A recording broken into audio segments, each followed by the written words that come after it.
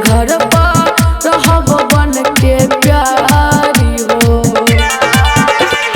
घर आवत रे कि देवरा हमर आवत रे, एही से मनमा खुश बारे होली में देवर आवत रे, एही से मनमा खुश बारे होली में देवर आवत रे।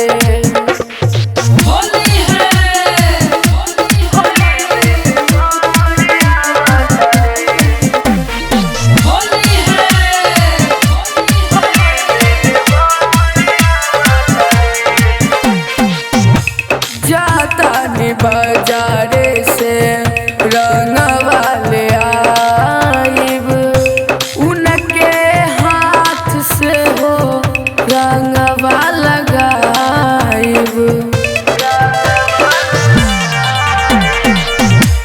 जाता नी बाजारे से रंगवा ले आइब, उनके हाथ से हो रंगवा लगाइब। देवर जी खुश होई है, उले मन चूस लई है। घर आवत रे कि देवरा हमर आवत रे, एही से मनमा खुश बारे होली में देवर आवत रे, एही से मनमा खुश बारे होली में देवर आवत रे।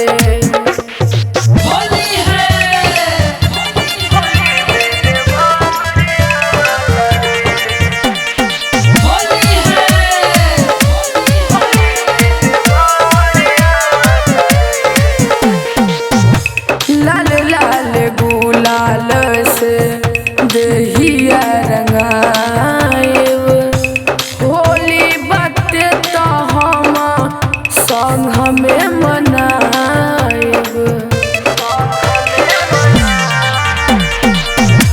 लाल लाल गुलाल से देहिया रंगाइब, होली बाटे तो हम संग में मनाइब।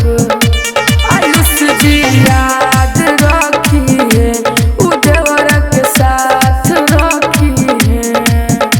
नजर आवत रे कि उ दिन हमर आवत रे, एही से मनमा खुश बारे होली में देवर आवत रे, एही से मनमा खुश बारे होली में देवर आवत रे।